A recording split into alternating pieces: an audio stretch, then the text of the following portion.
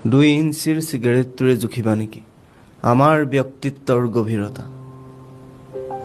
এগিলাচ নিচাতেই ডুবাবা নেকি আমাৰ মনৰ পবিত্ৰতা?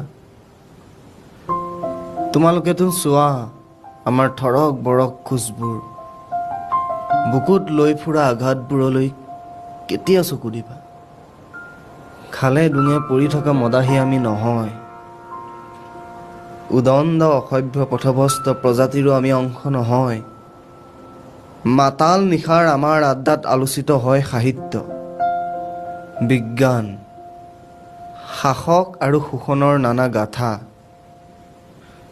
সমালোচিত হয় অতীত, বৰ্তমান আৰু হয় ভৱিষ্যতক আদৰাৰ আখৰা। দায়িত্ব কি আমিও বুজো, ঘড়ীৰ কাটাৰ শব্দ আমিও শুনো। দুই এদিনেই